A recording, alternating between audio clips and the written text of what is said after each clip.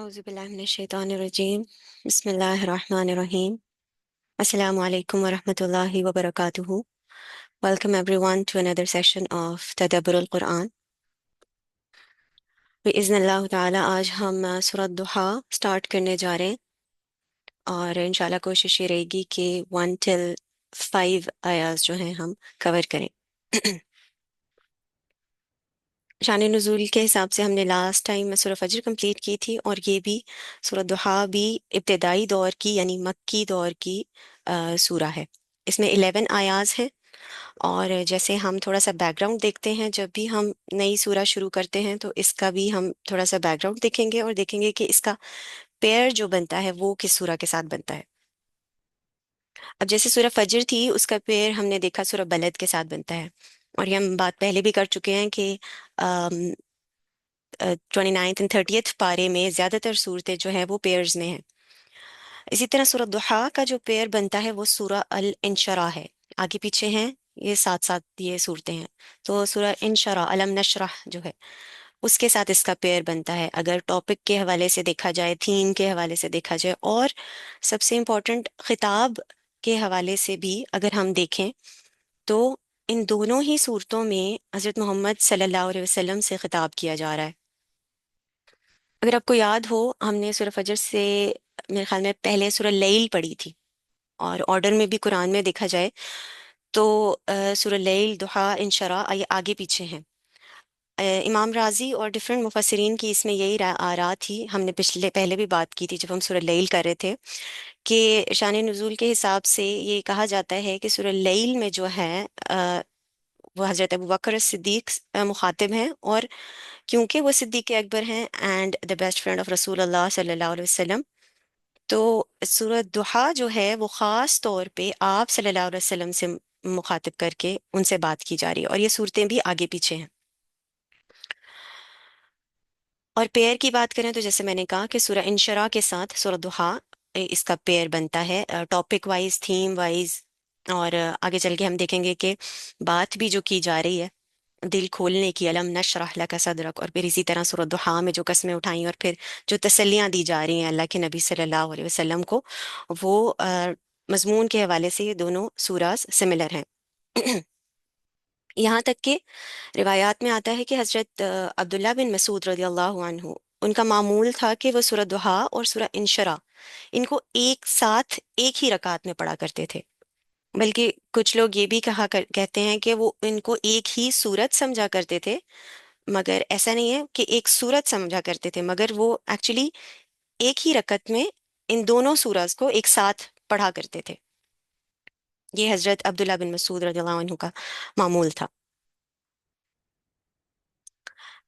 फिर अगर हम खिताब के हवाले से देखें तो कुरान पाक में 3 सूरतें हमें ऐसी मिलती हैं जो तीन तीन आयात पर मुश्तमिल हैं और उनमें से जो दो हैं वो उनमें खास कर आप सल्लल्लाहु अलैहि वसल्लम से खिताब किया जा रहा है. जैसे सूरह कौसर है, इन्ना आतोइना कल कौसर फसल्लि लिरब्बिका वनहर इन्ना शानियाका हुवल अबतर. 3 आयतें मुख्तसर एंड खिताब कौन है? मुखातिब आप सल्लल्लाहु अलैहि वसल्लम. इसी तरह सूरह असर है, वहां भी और तीसरी है सूरह नसर. सूरह कौसर, सूरह असर और सूरह नसर, ये तीन तीन आयतों की छोटी छोटी सूरतें हैं लेकिन इनमें से दो जो सूरतें हैं सूरह कौसर और सूरह असर उनमें खासकर नबी करीम सल्लल्लाहु अलैहि वसल्लम से खिताब किया जा रहा है. बिल्कुल इसी तरीके से सूरह दुहा और इंशरा में भी हम देखते हैं कि खास कर आप सल्लल्लाहु अलैहि वसल्लम से बात की जा रही है. फिर अगर आपने हमारे साथ सूरह आला की है तो आपको याद होगा मैंने सूरह आला में कहा था कि एक इंडेक्स खुल जाता है कैसे कस्में. अगर हम देखें सूरह आला ऑनवर्ड्स टिल सूरह नास, कस्में जो हैं पहले किसी सूरत में 8 कस्में हैं, किसी सूरत में 10 कस्में हैं और फिर उसके बाद मुक़सम अलैह की आयत आती है कि कसम खाई क्यों जा रही है. इस तरह हम देखते हैं कि इससे पहले सूरह दुहा जो पहले सूरतें हैं सूरह शम्स और लैल थी, अगर देखा जाए तो कस्मों की जो तादाद है वो कंपैरेटिवली कम होती जा रही है as we are moving forward towards the सूरज. जैसे सूरह शम्स में 8 कस्में थी, सूरह लैल में फिर वो 3 कस्में रह गई जहाँ पे मकाम सिद्दीकियत की बात की. फिर सूरह दुहा में यहाँ पे हम देखेंगे सिर्फ 2 कस्में हैं, वद्दुहा वल्लैलि इज़ा सजा, اور پھر اس کے بعد جو نیکسٹ سورہ ہے انشراح آئے گی، اس میں ایک دم سے وہ سٹارٹ ہو جاتی ہے وداؤٹ اینی قسم. ٹھیک ہے. سورہ شمس میں 8 قسمیں، لیل میں 3، سورہ دحا میں 2، اور انشراح میں وداؤٹ اینی قسم دا سورہ اسٹارٹنگ. اچھا، یہ 4 صورتوں کا جو ایک گروپ بنتا ہے، ان کو ڈاکٹر اسرار صاحب کہتے ہیں چہار سورہ نور و ظلمت. مطلب نور اور ظلمت کی 4 سوراز ہیں یہ. تو اس طریقے سے وہ ان کو کمپیریزن کر کے ان کی قسموں کا حوالے سے بھی یہی بتا رہے تھے کہ ایز دا سوراز پروسیڈ دا نمبر آف قسم مطلب ریڈیوس ہو جاتی ہیں. اور پھر سورہ انشراح میں وداؤٹ اینی قسم اللہ تعالیٰ ڈائریکٹلی علم نشرح لک صدرک سے بات شروع کرتے ہیں. پھر ایک اور کمپیریزن اگر دیکھا جائے یہ گروپ آف سوراز کا، تو جیسے میں نے کہا سورۃ دحا اور سورۃ لیل کا دیکھا جائے، تو امام راضی کا وہ قول میں نے پہلے بھی شیئر کر چکی ہوں کہ سورۃ اللیل سورۃ ابو بکر و سورۃ الدحا سورۃ محمد صلی اللہ علیہ وسلم. کہ سورۃ لیل جو ہے وہ ابو بکر الصدیق رضی اللہ عنہ کے اوپر نازل کی گئی اسپیسیفکلی، یہ ان کا ماننا ہے. اور سورۃ دحا جو ہے وہ رسول اللہ صلی اللہ علیہ وسلم کے لیے اسپیسیفکلی. اور اس کا پروف علماء یہ بھی دیتے ہیں کہ جیسے سورت اینڈ ہوتی ہے سورۃ اللیل، اور اس کی لاسٹ آیت میں ہم نے پڑھا تھا وَلَا سَوْفَ يَرْضَىٰ، اور پھر اللہ تعالیٰ جو ہے نا ان سے راضی ہو گئے. اور یہاں پر جو بات ہوگی وہ آئے گا وَلَا سَوْفَ يُعْطِيكَ رَبُّكَ فَتَرْضَىٰ. یہاں پہ یعطی کا ورڈ آیا ہے، یا یعطی کا ورڈ ایسے ڈائریکٹلی مخاطب کے جب کیا جاتا ہے تب آتا ہے. اور کیونکہ حضرت ابو بکر صدیق ڈائریکٹلی مخاطب نہیں تھے، وہ نبوت کے درجے پہ فائز نہیں تھے، اس وجہ سے یہ اللہ تعالیٰ کی ایک کہہ لیں سنت ہے کہ انبیاء سے تو ڈائریکٹلی بات کی جاتی ہے، لیکن اس کے علاوہ جو ہیں ان سے ڈائریکٹلی بات نہیں کی جاتی جو عام انسان ہے ان سے.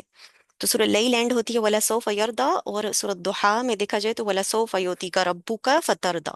بات ایک ہی ہے، لیکن یہاں پہ ڈائریکٹلی مخاطب ہے نبی کریم صلی اللہ علیہ وسلم، اور وہاں پہ انڈائریکٹ طریقے سے. جیسے بات کی ریت رکھی ہے، نویرا نے جو پہلا قدم اٹھایا گھر سے بھاگنے کا.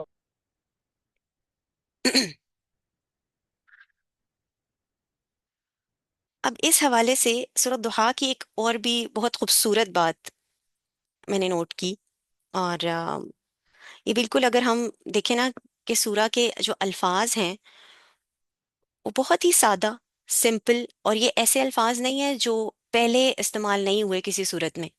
Very easy. It's same as if the pattern of Quran پاک، کہ قرآن ایک اعتبار سے اللہ تعالیٰ جیسے قرآن میں فرماتے ہیں وَلَقَدْ يَسَّرْنَا الْقُرْآنَ لِلذِّكْرِ فَهَلْ مِن مُدَّكِرٍ، کہ قرآن کو تمہارے لیے آسان بنایا گیا ہے. تو ایک اعتبار سے جیسے قرآن ہے وہ سہل ممتنع ہے، آسان ترین کتاب ہے.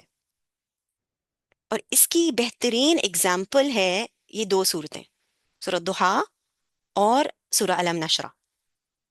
سمپل ورڈز، ریپیٹڈ ورڈز اگر آن دا فیس آف اٹ دیکھیں، مگر دوسرے اعتبار سے جیسے قرآن پاک ایک مشکل ترین کتاب ہے in the sense of a deep ocean, کہ جتنی بار ہم پڑھتے ہیں ہمیں نئے میننگ سمجھ میں آتے ہیں، اور جتنا ڈیپ انسان جاتا ہے اس مزید اس کو سب پتہ چلتا ہے کہ مجھے تو کچھ بھی نہیں آتا. بالکل سورۃ دحا کی بھی ویسی ہی اگزامپل ہے کہ دیکھنے میں ظاہری طور پہ اتنے سمپل الفاظ ہیں، لیکن اگر ہم بیک گراؤنڈ کو سمجھیں اور اس کو اپنی لائف پہ امپلیمنٹ کریں تو اتنے کوئی ڈیپتھ میں انسان ڈیپ میننگز اس کے سمجھتا ہے کہ حیران رہ جاتا ہے. اکثر لوگ اس کو solution and remedy for depression بھی کہتے ہیں، کیونکہ یہ مانا جاتا ہے. اب ہم جب بیک گراؤنڈ پڑھیں گے تو انشاءاللہ ہم دیکھیں گے، کیونکہ پس منظر پڑھنا اور سیکھنا اس لیے بھی ضروری ہے تاکہ ہم جان سکیں کہ اللہ کے نبی صلی اللہ علیہ وسلم پر اس وقت کیا کیفیت گزر رہی تھی، اور اس طریقے کی جو کیفیت ہماری زندگی میں جب آتی ہے تو ہم نے اس سے کیسے کوپ اپ کرنا ہے. اب جیسے میں نے کہا کہ سورۃ دحا میں مخاطب رسول اللہ صلی اللہ علیہ وسلم ہے. اب اس میں کچھ باتیں ایسی ہیں کہ جن کو سوچنا اللہ کے نبی صلی اللہ علیہ وسلم کے لیے، اور وہ ہمارے اپنے زبان پر لے کے آنا، انسان ڈر جاتا ہے، گھبرا جاتا ہے کہ ایک نبی کی بات ہو رہی ہے. ہاؤ ڈیئر وی سے سم تھنگ لائک اداسی یا ڈپریشن کا ورڈ فار ہم. مگر بات یہ ہے کہ جیسے میں نے کہا، مولانا اسرار صاحب اس میں کہتے ہیں کہ ان صورتوں کا حق جو ہے نا، اہل عقل اور اہل منطق یہ ادا ہی نہیں کر سکتے، اور ان صورتوں کا حق جو ہے ادب اور لغت کا فہم رکھنے والے لوگ بھی ادا نہیں کر سکتے. بقول ان کے مولانا اسرار صاحب نے تفسیر مظہری سے جو ہے سورۃ ضحیٰ کو سمجھا. وہ کہتے ہیں کہ تصوف اور جو صوفیائے کرام ہے نا، جن کو علم نفس اور ان چیزوں پر عبور ہوتا ہے، ان لوگوں نے سائیکالوجی جو بہت زیادہ سمجھتے ہیں، انہوں نے جس طریقے سے سورۃ ضحیٰ کو ایکسپلین کیا ہے نا، وہ ایک دوسرے عالم نہیں ایکسپلین کر سکے. اس میں ایک اور بات مجھے بہت اچھی لگی کہ ہر جب بھی ہم مفسرین کو پڑھتے ہیں، ہمیں ویریڈ مفسرین کو پڑھنا چاہیے. کیونکہ ایک کی گرپ جو ہے کسی ایک ٹاپک پر یا کسی ایک اینگل سے ہوگی، اور اگر ہم اسی کو بس پڑھتے سمجھتے رہیں تو we might miss the other angles that other مفسرین ہیو. تو مجھے یہ بات مولانا اسرار صاحب کی بہت اچھی لگی کہ انہوں نے کہا کہ ایک ٹائم پہ ہمیں پرانے دور کے، نئے دور کے اور کچھ ڈفرینٹ اینگلز رکھنے والے مفسرین کو پڑھنا چاہیے. اس سے جو ہے ہمیں ڈفرینٹ اینگل سے بات سمجھ میں آتی ہے. سو مولانا اسرار صاحب نے تفسیر مظہری سے جو ہے سورۃ ضحیٰ کو سمجھا. شروع کرتے ہیں، بسم اللہ الرحمن الرحیم. والضحیٰ واللیل اذا سجا ما ودعک ربک وما قلی. قسم ہے دھوپ چڑھنے کے وقت کی، یعنی چاشت کا جو وقت ہوتا ہے. یہ ٹائم کے لحاظ سے دیکھا جائے تو تقریباً زوال کے وقت سے پہلے کا جو وقت ہے، 10 یا 11 بجے کا جو وقت ہوتا ہے صبح کا، اس کی قسم اٹھائی جا رہی ہے. واللیلی اذا سجا، اور رات کون سی؟ سجا. سجا کہتے ہیں بحر ساجن جیسے ہوتا ہے، یعنی رکی ہوئی سمندر کی وہ کیفیت جب اس میں کوئی موج یا تلاطم نہیں ہے، سکون کا جو وقت ہوتا ہے، دیٹ از سجا. پچھلی صورتوں میں آپ کو یاد ہے ہم نے واللیل اذ ادبر، جب رات چھا جائے، اور والصبح اذا اسفر، ڈفرینٹ طریقے سے. یہاں پہ سجا، واللیل اذا سجا، سمندر کی وہ کیفیت جب وہ پرسکون ہوتا ہے، بالکل رات کی وہ کیفیت جب ساری حرکت ختم ہو چکی ہوتی ہے اور سکون طاری ہو چکا ہوتا ہے، تاریکی، بالکل خاموشی. تو یہ دو اپوزٹ قسمیں ہیں، صبح کا وقت، حرکت، حدت، والضحیٰ. واللیل اذا سجا، اور رات جب وہ کمپلیٹلی خاموش اور پرسکون ہو جائے. مقسم علیہ اس میں کیا ہے؟ ما ودعک ربک وما قلی. قسم ہے دھوپ چڑھنے کے وقت کی اور رات کی جب وہ بالکل پرسکون ہو جائے، نہیں رخصت کیا آپ کو آپ کے رب نے، اور نہ ہی وہ بیزار ہوا. اب اس کا بیک گراؤنڈ سمجھیں، اس تسلی کو سمجھیں، تو ایسا لگتا ہے کہ رسول اللہ صلی اللہ علیہ وسلم کو کوئی ایسا اندیشہ ہوا ہے کہ شاید میرا رب میرے سے ناراض ہو گیا ہے، یا شاید میرے رب نے مجھے چھوڑ دیا ہے. یہ کیفیت، یہ اضطراب اور یہ کچھ بے چینی سی پس منظر میں نظر آتی ہے. اسی لیے ان کو ری ایشور اور ری کنفرم کیا جا رہا ہے کہ نہیں نہیں، آپ کے رب نے آپ سے تعلق نہیں توڑا، نہ ہی آپ کو وداع کیا ہے. وداع کا کہتے ہیں نا رخصت کرنا، کسی کو وداع کر دینا. وما قلا، اور نہ ہی ہرگز وہ آپ سے بیزار ہوا ہے. مولانا اسرار صاحب کہتے ہیں کہ یہ سورہ قرآن کے ان مقامات میں سے ہے جہاں شان نزول کے بغیر، شان نزول کو سمجھے بغیر ہم آیات کو سمجھ ہی نہیں سکتے. تو اس کا شان نزول کیا تھا؟ اس معاملے میں مفسرین کا اجماع ہے، like there is no difference of opinion, اجماع ہے اس میں کہ یہ فطرت وحی کا معاملہ ہے. یعنی وحی کا سلسلہ جب منقطع ہو گیا تھا، کچھ اس میں سٹاپ اور بریک آ گیا تھا. ویسے تو تھرو آؤٹ 23 ایئرس ہم دیکھیں تو وقفے مختلف وقتوں میں آئے، مگر یہ وقفہ شروعات کا ہے، سب سے شروع میں آیا. یہ شروعات کے وقت کی سورہ ہے نا. اب اس سے پہلے مدثر مزمل نازل ہو چکی ہے. آپ سوچیں، یا ایوہ المدثر قم فانذر، وہ سارے حکم آ چکے ہیں. یا ایوہ المزمل قم اللیل الا قلیلا. لیکن اس سورہ میں ایسا پتہ چلتا ہے کہ آپ صلی اللہ علیہ وسلم کچھ اداس ہیں، کچھ سختی کے دن گزر رہے ہیں. روایات میں آتا ہے کہ یہ جو گیپ تھا، جب وحی کا سلسلہ کچھ ٹائم کے لیے رک گیا تھا، اس میں ہے کہ it was around 12 days to 40 days، 12 دن سے لے کے 40 دن تک کا، اتنا تقریباً اس کے بیچ میں کچھ ٹائم تھا جتنا گیپ آیا تھا وحی کا، جس کی وجہ سے آپ صلی اللہ علیہ وسلم سائیکولوجیکلی بہت زیادہ افیکٹ ہو گئے تھے اور اضطراب اور بے چینی میں رہتے تھے. اب اس میں اگر ہم جدید دور کے مفسرین کو دیکھیں اور ریشنل قسم کے مفسرین کو دیکھیں تو وہ ریزن آف دس اداسی اور اس اداسی کے ریزن کو سمجھاتے ہوئے یہ کہتے ہیں کہ کیونکہ آپ صلی اللہ علیہ وسلم کو اس وقت جو مسائل درپیش تھے، لوگوں کے طعنے سننا، ادھر ادھر کی باتیں سننا، اور پھر جو لوگ سوال و جواب کرتے تھے اس کا سوال کچھ کرتے تھے تو آپ صلی اللہ علیہ وسلم وحی کے ذریعے اس کا جو ہے جواب دیتے تھے، تو وہ نہیں دے پا رہے تھے، اس وجہ سے اداس تھے. یعنی rational minds might think like this,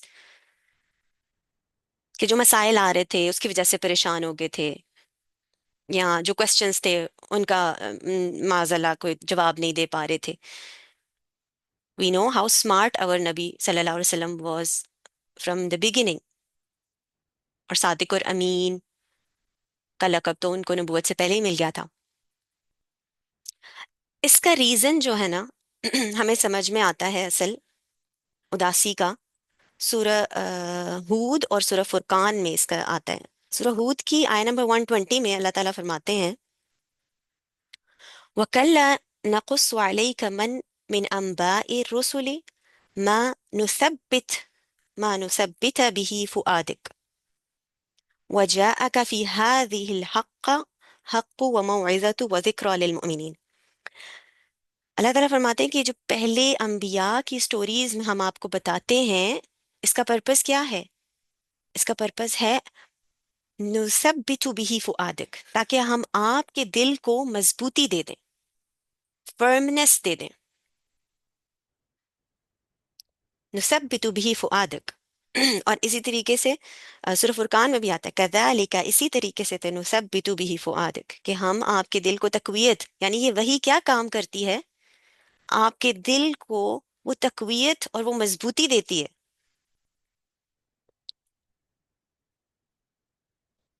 یعنی کہ جیسی آزمائشیں مجھ پہ آ رہی ہیں پہلے انبیاء پر بھی آ چکی ہیں.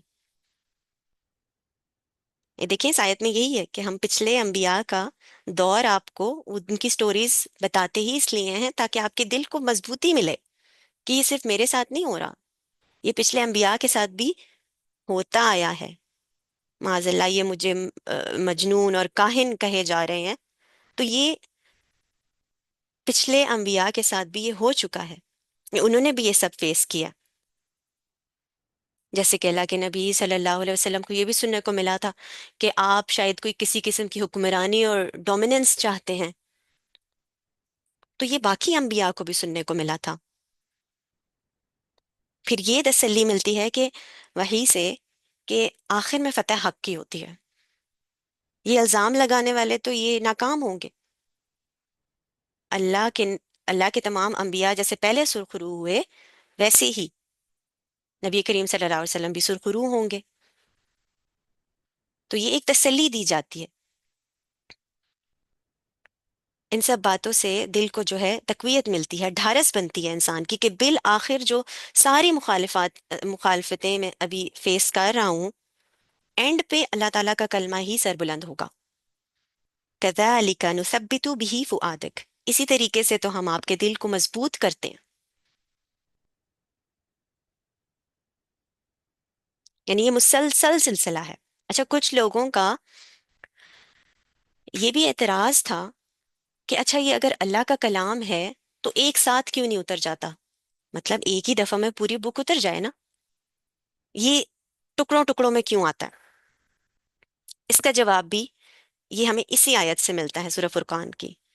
कज़ालिका नुसब्बितु बिही फुआदक, हम आहिस्ता आहिस्ता मुसलसल जिद्दोजहद, क्योंकि आप सल्लल्लाहु अलैहि वसल्लम की जिद्दोजहद जो है वो मुसलसल है ना, और जो हालात और वाकयात वो फेस कर रहे हैं, उनको कैसे हैंडल और टैकल करना है, उसकी मुनासिबत से आपको ढारस देने का सामान हम साथ साथ करते रहते हैं, क्योंकि वो ढारस उनको हर वक्त चाहिए, जब जब वो ये मुश्किलें फेस करें।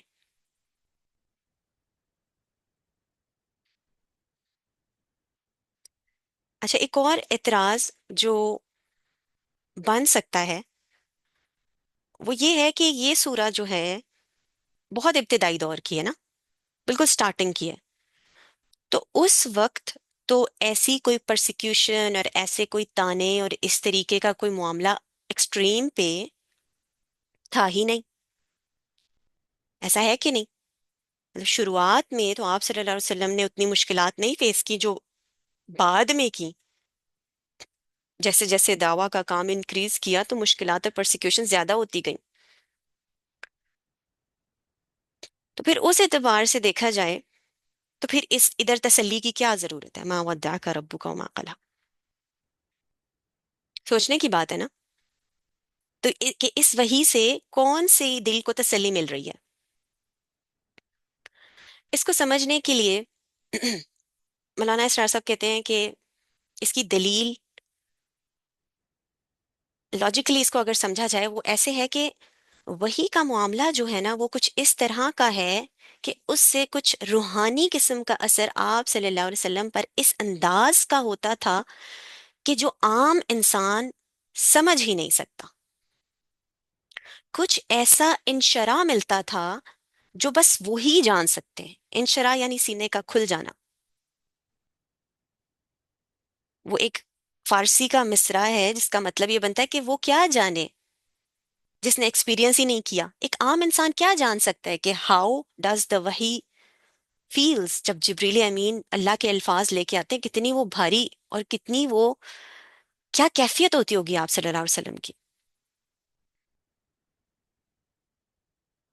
तो उनकी रूह पर उसका कैसा असर होता था, जिसकी वजह से कि उसके स्टॉप होने पर उस चीज ने इतना इफेक्ट किया उनको कि वो परेशान और इस्तिराब में चले गए। हम अपनी अकल से उसका हिसाब लगा ही नहीं सकते, हम समझ ही नहीं सकते। इस हवाले से आप सल्लल्लाहु अलैहि वसल्लम का जो इश्क था वही से, उसका सबूत हमें ऐसे भी मिलता है कि वो अक्सर शिकवा किया करते थे जिब्रील अमीन से कि जिब्रील आप देर कर देते हो आने में, मतलब वक्फा तवील हो जाता है। तो ये तो आप सल्लल्लाहु अलैहि वसल्लम की मुस्तकिल शिकायत रहती थी ना। तो इसका बड़ा ही खूबसूरत जवाब अल्लाह ताला सूरह मरियम में देते हैं कि ए नबी, हम अपनी मर्जी से नाजिल हो ही नहीं सकते, ये तो आपके रब का हुक्म होता है तो हम नाजिल होते हैं, हम अपने इख्तियार से नहीं आते। यानी this was the amount of love कह लें कि अल्लाह के नबी सल्लल्लाहु अलैहि वसल्लम को इस सारे मामले से, कि आप सल्लल्लाहु अलैहि वसल्लम का वालिहाना इश्क था वही, और फिर इस सारे प्रोसेस से, तो फिर उसमें जब वक्फा आया तो उनके दिल पर निहायत निहायत शाक गुजरा। ये चीज عام انسان کے فہم سے باہر ہے، ہم سمجھ ہی نہیں سکتے، یہ وہی جان سکتا ہے جس نے اسے ایکسپیرینس کیا ہو، وہ لذت، ہم کلامی اللہ تعالیٰ سے بات کرنے کی لذت، اس کا ڈائریکٹ پیغام ریسیو کرنا، کیا وہ فیل ہوگی، سبحان اللہ۔ یہ وہ یہی تھا نا، عشق کلام، جو حضرت موسیٰ علیہ السلام کو ایک قدم آگے لے گیا، اور انہوں نے ریکویسٹ کی اللہ تعالیٰ سے کہ اللہ تعالیٰ میں دیدار کرنا چاہتا ہوں، میں دیکھنا چاہتا ہوں، مطلب یہ عشق تھا اپنے رب سے۔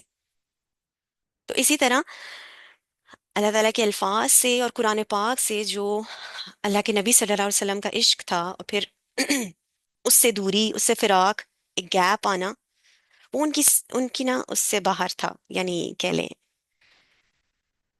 مجھے الفاظ استعمال کرتے ہوئے بھی ڈر لگتا ہے، لیکن بہت اضطراب، اور اس میں وہ چلے گئے۔ مولانا اسرار صاحب نے ایک بہت پیارا ایک مصرع بولا تھا فارسی کا، جس کا مطلب کچھ ایسا بنتا ہے کہ جہاں محبت شدید ہو وہیں تو بدگمانی بھی شدید ہوتی ہے، اگر محبت شدید نہیں ہے تو بدگمانی تو ہوگی نہیں۔ تو یہ جو تھوڑا سا اداسی اور بدگمانی کہہ لیں، آپ صلی اللہ علیہ وسلم کا آئی تھی، کیوں؟ کیونکہ ان کا عشق اور ان کی جو محبت تھی اللہ تعالیٰ سے اور قرآن پاک سے، وہ اندر لیول تھی۔ تو ان کو بڑے ہی پیار سے یہ سمجھایا جا رہا ہے، اے نبی یہ بدگمانی مت کیجیے، پیار سے یقین دلایا جا رہا ہے، ما ودعک ربک وما قلی، نہ آپ کے رب نے آپ کو چھوڑا اور نہ ہی وہ بھولا۔ یہ تو آپ کی اس سے محبت کی گہرائی ہے، والہانہ پن ہے، کہ اس کا مظہر ہے کہ تھوڑا سا گیپ آیا ہے تو آپ یہ محسوس آپ نے کر لیا، آپ کو اندیشہ ہو گیا کہ کہیں میرے رب نے مجھے چھوڑ تو نہیں دیا، مجھ سے ناراض تو نہیں ہو گیا۔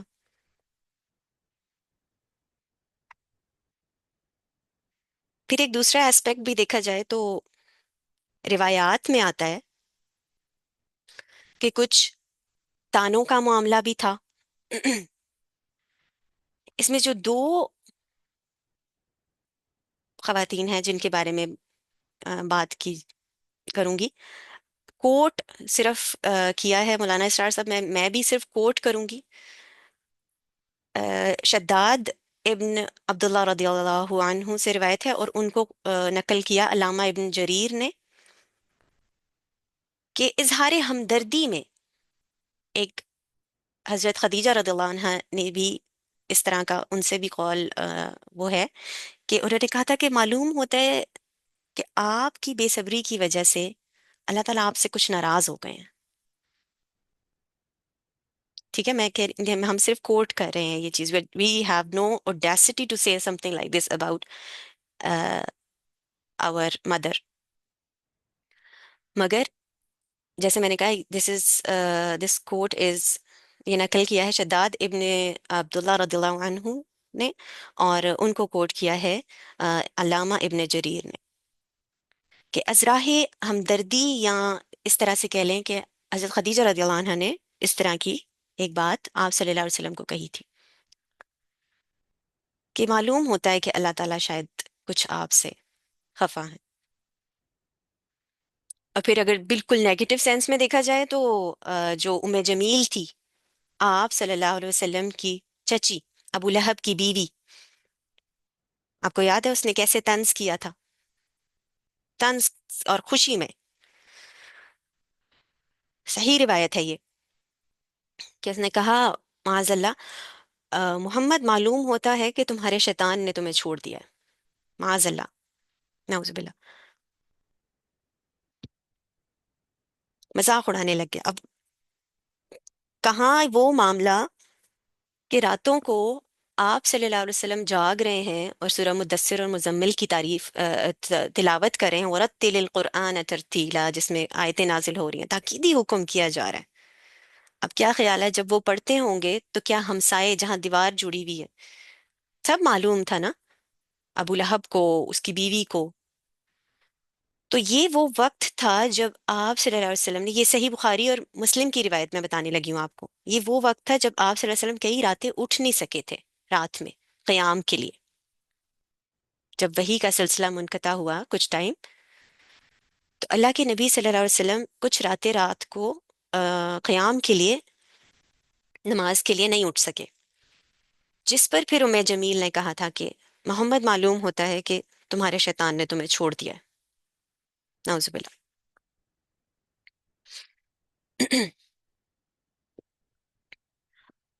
اب اس بخاری و مسلم کی حدیث سے، صحیح حدیث ہے یہ، اسے کہ راتوں کو جو ہے آپ صلی اللہ علیہ وسلم نہیں اٹھ پا رہے تھے، اسے آپ اگر کیفیت کو امیجن کریں حضرت محمد صلی اللہ علیہ وسلم کی، تو ایسے پتہ چلتا ہے کہ جیسے کچھ کسل کی کیفیت بھی آپ صلی اللہ علیہ وسلم پر طاری ہو رہی تھی، کہ رات کو اٹھنا مشکل ہو رہا تھا ان کے لیے. یعنی ایسا اثر ہوا کہ ہو جاتا ہے نا کبھی انسان، ہم تو عام گناہ گار انسان ہیں، کہ ہمارے ساتھ کتنا زیادہ ہوتا ہے یہ، کہ جسمانی طور پہ انسان بالکل ٹھیک ہے، مگر اعصابی طور پہ ہمت نہیں ہو رہی کچھ کرنے کی، ہمت جیسے ٹوٹ جانا، ماند پڑ جانا ہمت کا، اداسی کی وجہ سے. اور پھر اس سے بڑھ کر آپ صلی اللہ علیہ وسلم کی صحیح حدیث، جس کا مفہوم ہے کہ وہ فرماتے ہیں کہ اس عرصے میں یہ عرصہ مجھ پر اتنا شدید تھا کہ میرا دل کرتا تھا کہ میں پہاڑ پر چڑھ کر اپنے آپ کو نیچے گرا لوں. سوچیں. پھر یاد رکھیے کہ یہ آپ صلی اللہ علیہ وسلم کا مقام اور مرتبہ ہے. ہم ایسی کوئی چیز ان کے بارے میں اپنی طرف سے نہ کوٹ کر سکتے ہیں، نہ کچھ کہہ سکتے ہیں، مگر یہ صحیح احادیث میں آپ کو سنا رہی ہوں. اس سے سمجھنے کا مطلب یہ ہے کہ ایک وسوسہ تھا نا ان کے اندر، ایک گول اورینٹڈ اور ایک ایسا انسان ہو جس کا تو زندگی میں کوئی مقصد ہو، اس کو پھر اپنی زندگی ایسے جیسے بے معنی سی لگنے لگ جاتی کہ کیا فائدہ، یعنی اللہ نہ کرے اگر اللہ تعالیٰ نے مجھے چھوڑ دیا، اللہ ہی مجھ سے ناراض ہو گیا، تو میرے زندہ رہنے کا کیا فائدہ؟ یعنی وہی کا سلسلہ ہی رک گیا.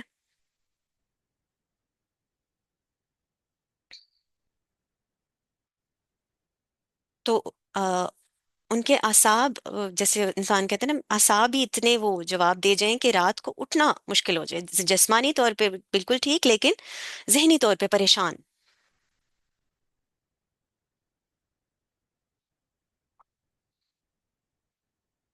اگین یہ بخاری و مسلم کی روایات ہیں. بڑا ہی نازک معاملہ ہے. ہم اپنی زبان سے کچھ ایکسٹرا، میں ڈر رہی ہوں کہ کچھ جرت یا کوئی ایسا کوئی ورڈ غلط نہ نکل جائے جو آپ صلی اللہ علیہ وسلم کی شان سے ذرا بھی نیچے ہو.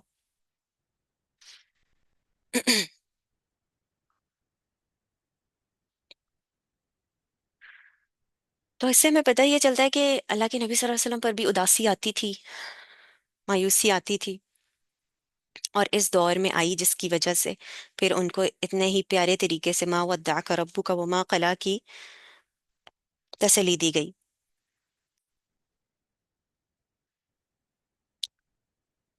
اسی طرح میرے خیال میں سورہ انعام یا سورہ حجر ہے، اس کی ایک آیت ہے: اے نبی، ہمیں معلوم ہے کہ آپ کا سینہ بھینچتا ہے ان باتوں سے جو تانے یہ دیتے ہیں. ایسا نہیں ہے کہ یہ صرف یہ جو میں نے دو کوٹ کیے صرف یہی تھے، اور بھی بہت تانے تھے. کتنے قسم کی باتیں ہوں گی جو آپ صلی اللہ علیہ وسلم سنتے ہوں گے اس سارے دور میں، کیا کیفیت ہوتی ہوگی ان کی. تو اللہ تعالیٰ قرآن میں فرماتے ہیں کہ اے نبی، ہمیں معلوم ہے کہ آپ کا سینہ بھینچتا ہے. ریق کا ورڈ ہے، ریق، گھٹتا ہے آپ کا سینہ ان باتوں سے جو وہ کہتے ہیں. پھر دیکھیں نا اللہ تعالیٰ نے کیسے خوبصورت گفٹس دیے. سورہ شرح کیسے شروع ہوتی ہے؟ الم نشرح لک صدرک، سینے کے کھل جانے سے. الم نشرح لک صدرک، کھول دیا گیا. بلکہ اٹس دا اپوزٹ آف سینے کا بھیجنا، گھٹنا.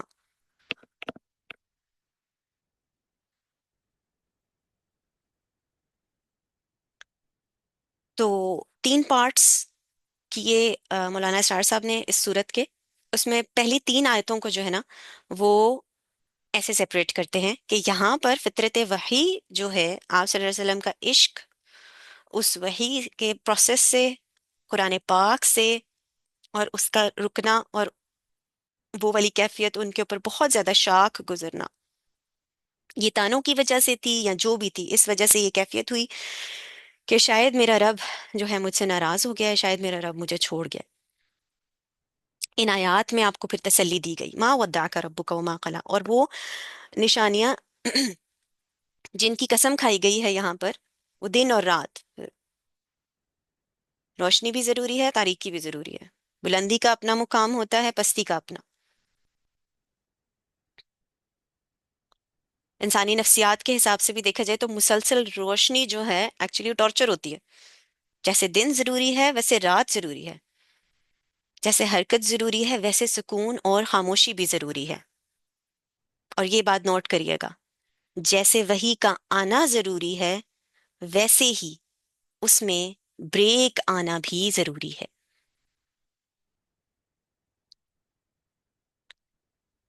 یعنی اللہ تعالیٰ کے فرماتے ہیں کہ پہاڑ کے اوپر اگر یہ قرآن نازل ہوتا تو پہاڑ پھٹ جاتا۔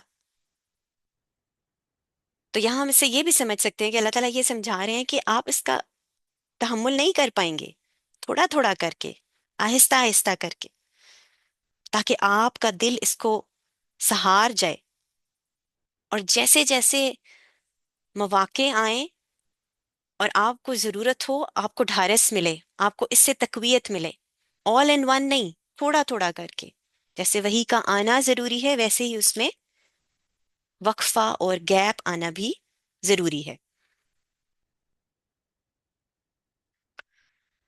وَلَلْآخِرَةُ خَيْرٌ لَكَ مِنَ الْأُولَى۔ اب اس نیکسٹ 5 آیاز کو مولانا اسرار صاحب ایک نئے گروپ میں شامل کرتے ہیں۔ آج ہم صرف 4 اور 5 کریں گے، بریفلی ٹچ کریں گے، اینڈ دین انشاءاللہ نیکسٹ ویک کنٹینیو کریں گے۔ یہ اب ڈفرینٹ اینگل کی تسلی ہے، وَلَلْآخِرَةُ خَيْرٌ لَكَ مِنَ الْأُولَى،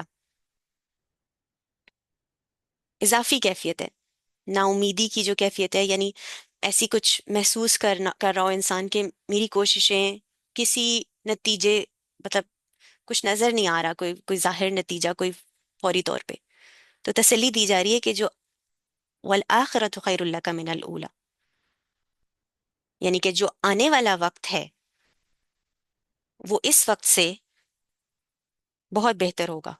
اور دوسرا معنی اس کا کیا ہے کہ آخرت کا جو مقام ہے اور مرتبہ جو آپ کو دیا جائے گا وہ اس دنیا کے مقام سے بہت بہت بہتر ہوگا، اور آپ کے تو مقام بڑھتے ہی چلے جائیں گے صلی اللہ علیہ وسلم کے، آپ کے تو درجات بڑھتے ہی چلے جائیں گے۔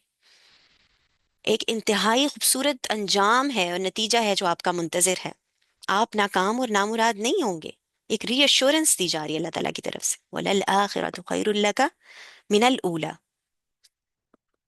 پھر اس میں یہ بھی ہے کہ مکہ میں جو مشکلات دیکھ رہے ہیں، یو ول ریٹرن ٹو مکہ، فتح مکہ کا واقعہ ہوا اور آپ صلی اللہ علیہ وسلم کیسے مکہ ریٹرن ہوئے، یعنی فتح آپ کی ہی ہوگی، اللہ آپ کا ساتھ دے گا، حوصلہ دینے کا انداز ہے یہ۔ اس کے بھی بیک گراؤنڈ میں اگر دیکھا جائے تو اگین ہمیں یہ سمجھ میں آتی ہے کہ اعصاب کچھ جواب دے رہے تھے، ہمت ذرا بیٹھ رہی تھی، تو تسلی دی جا رہی ہے، آپ بالکل مطمئن رہیں، آپ کے پچھلے وقت سے بہت بہتر ہوگا آپ کے آنے والا وقت۔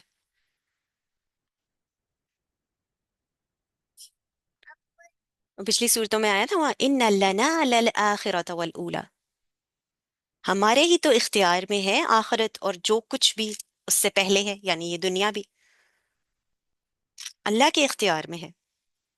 جب جب اللہ کے نبی صلی اللہ علیہ وسلم اداس اور مایوس کسی حد تک ہوئے، مایوس کا ورڈ نہیں یوز کروں گی، اداس ہوئے، تو ان کو یہ تسلی دی گئی کہ آخرت اور دنیا ہے ہی اللہ کے ہاتھ میں، تو آپ کیوں، آپ مطمئن رہیں، آپ فکر نہ کریں، in the end everything will be fine and in your favor۔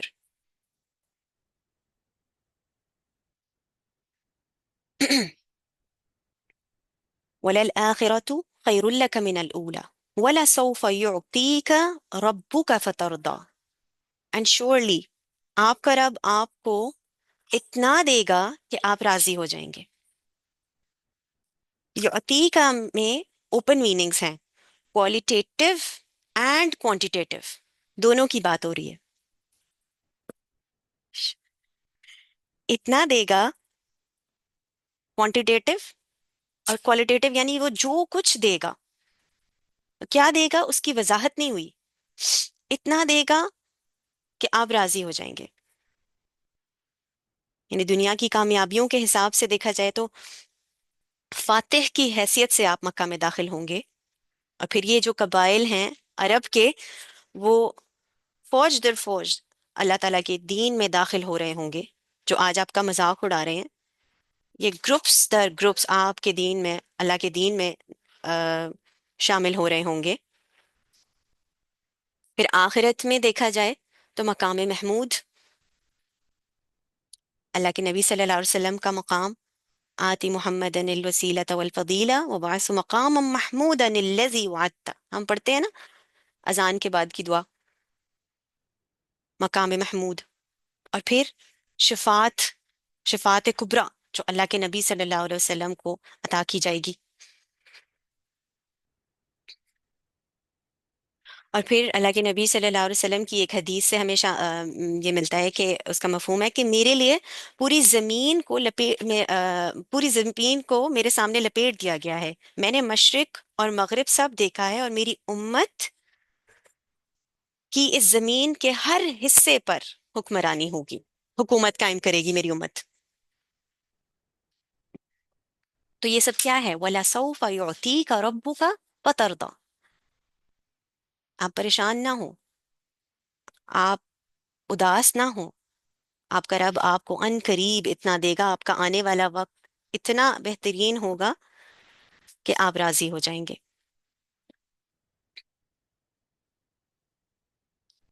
بس آج کے لیے اتنا ہی تھا. انشاءاللہ next in fourth and fifth آیت کو نیکسٹ ویک بھی کنٹینیو کریں گے. اب میں چاہ رہی ہوں کہ اگر کسی اور نے کچھ ایڈ کرنا ہے تو please the mic is yours. جزاک اللہ خیرن کثیرہ.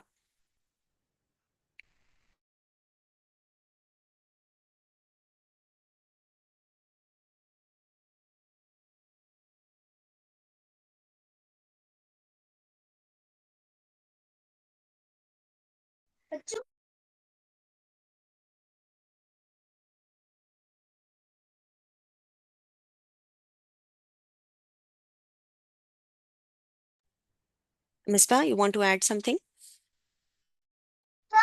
السلام علیکم وعلیکم سر، میں السلام. ابھی ابھی ایڈ نہیں کر سکوں گی. انشاءاللہ نیکسٹ ویک میں شروع سے کنٹینیو کروں گی. تھوڑا سا لنگوسٹک سائڈ سے نا سیشن بننا بہت لمبا ہو جائے گا، تو چلیں ٹھیک ہے. 20 ٹھیک منٹ لگیں گے مجھے نا. تو اس لیے میں چاہ رہی ہوں کہ ہم آج اتنا ہی کر لیں اور ہے. نیکسٹ سیشن میں انشاءاللہ بالکل صحیح ہے، بالکل صحیح ہے. جزاک اللہ. چلا کریں. چلیں کسی نے کچھ ایڈ کرنا ہے تو پلیز ریز یور ہینڈ یا انمیوٹ کر لیں اپنے آپ کو، نہیں تو پھر ہم دعا کے ساتھ وائنڈ اپ کرتے ہیں. Any one?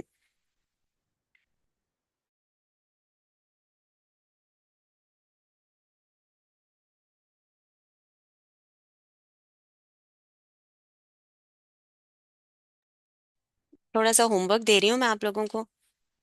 نیکسٹ ویک انشاءاللہ کسی بھی ایک تفسیر کو کھولیں اور ضرور پڑھ کے تو نیکسٹ ویک جو ہے نا آئیے گا انشاءاللہ، بہت انٹرسٹنگ ہوگا.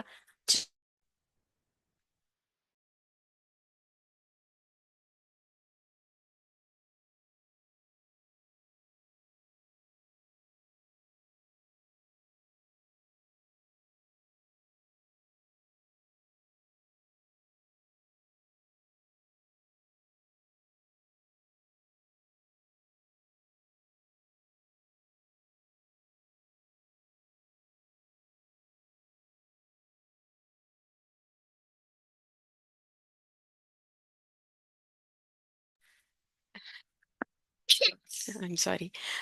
چلیں جی وائنڈ اپ کرتے ہیں پھر انشاءاللہ. جزاک اللہ خیرن کثیرہ for being so patient and listening. Allah تعالیٰ کرے کہ ہم لوگ اس سے کچھ گین بھی کریں اور کوئی بھول چوک ہو گئی ہو، اللہ تعالیٰ اس کو ہم معاف کرے، اور اللہ تعالیٰ ہمیں حق کو حق دکھائے اور باطل کو باطل دکھائے. اور میں پھر کہوں گی میرے سے کوئی ورڈز میں آگے پیچھے ہو گیا ہوگا تو اللہ تعالیٰ مجھے معاف کرے. اور اللہ جو چاہتے ہیں اس صورت سے ہمیں گین کرنا اور عملی طور پہ امپلیمنٹیشن ہماری زندگیوں میں انشاءاللہ اس کو ایسے لے کے آئے کہ ہم اس سے واقعی فائدہ اٹھا سکیں اور اس کے وہ خزانے سمجھ سکیں جو نبی کریم صلی اللہ علیہ وسلم پر نازل ہوئے اور صحابہ نے سمجھے. آمین ثم آمین. اللهم أرنا حق حقا وارزقنا اتباعه وأرنا باطلا باطلا وارزقنا اجتنابه وعلمنا ما ينفعنا وزدنا علما. سبحانك اللهم وبحمدك نشهد أن لا إله إلا أنت نستغفرك ونتوب إليك. تب اپنا خیال رکھیے، انشاءاللہ نیکسٹ ویک ہوتی ہے ملاقات. السلام علیکم ورحمۃ اللہ وبرکاتہ.